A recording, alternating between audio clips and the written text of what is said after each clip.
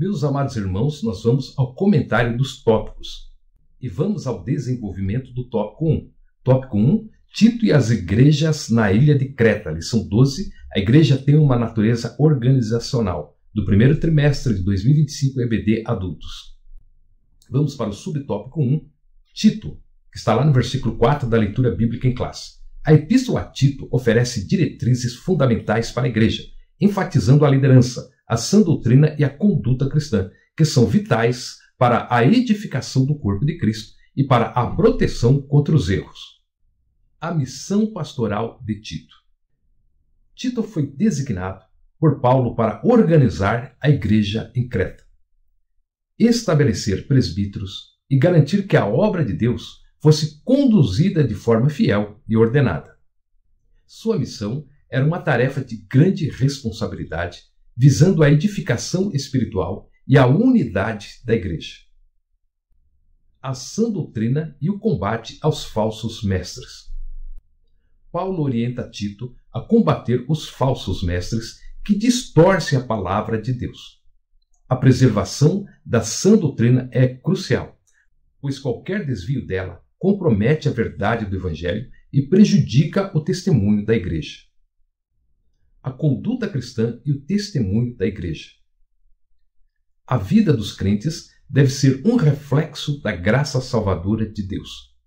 Tito é instruído a exortar os crentes a viverem de maneira irrepreensível, sendo um testemunho da transformação que ocorre por meio de Cristo.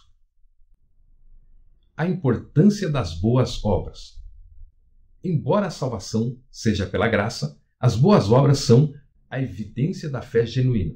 Elas não são a causa da salvação, mas refletem a mudança interior e a fidelidade a Deus, sendo um testemunho visível da obra de Cristo na vida do crente. Vamos para o subtópico 2, o pastor de Creta, que está no versículo 5 da leitura bíblica em classe. Tito foi chamado para fortalecer a igreja em Creta, organizando a liderança e defendendo a sã doutrina, fundamentais para o crescimento saudável e o testemunho cristão na comunidade cristã. A nomeação de Tito como pastor. Paulo confiou a Tito a missão de organizar a igreja em Creta, nomeando presbíteros e estabelecendo uma liderança sólida. Ele deveria assegurar que a igreja fosse bem estruturada e fiel à verdadeira doutrina do Evangelho. O perfil dos líderes da igreja. Os líderes da igreja, os presbíteros, deveriam ser irrepreensíveis e exemplares em sua conduta. Sua vida devia refletir a verdade do Evangelho, sendo fiéis à doutrina e ao caráter de Cristo, para serem um exemplo para os crentes. Glória ao nome santo do Senhor. O combate às falsas doutrinas. Tito tinha a responsabilidade de confrontar e refutar os falsos mestres que distorciam a palavra de Deus. A igreja deveria ser protegida contra os ensinos corruptos que poderiam levar os crentes ao erro e afastá-los da verdade. A responsabilidade da igreja na sociedade. Os crentes em Creta deveriam viver de maneira exemplar, para que as suas obras adornassem o Evangelho. A conduta cristã deveria ser um testemunho vivo da transformação que Cristo operou em suas vidas, impactando positivamente a sociedade ao redor.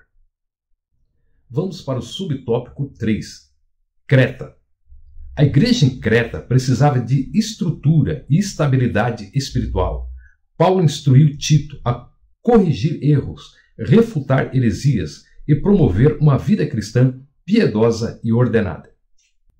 A condição espiritual dos cretenses. Os cretenses eram conhecidos por sua desonestidade e preguiça, o que refletia negativamente na igreja. Isso exigia uma abordagem pastoral firme para corrigir essas falhas e promover uma verdadeira transformação espiritual na comunidade cristã. O problema dos judaizantes rebeldes. Os falsos mestres judaizantes estavam causando confusão com doutrinas enganosas. Distorcendo a verdade do Evangelho, Tito foi instruído a confrontá-los e proteger a igreja contra essas influências perniciosas.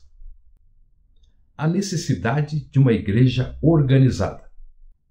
Para corrigir a desordem na igreja, Tito foi encarregado de estabelecer presbíteros fiéis. A organização da liderança era essencial para garantir que a igreja fosse bem dirigida, fiel à doutrina e capaz de resistir aos desafios internos e externos. A vida piedosa como testemunho cristão. Os crentes eram chamados a viver de maneira exemplar, com santidade e boas obras, para refletir a verdadeira fé em Cristo. A vida piedosa dos membros da igreja deveriam ser um testemunho vivo do Evangelho para a sociedade em que viviam.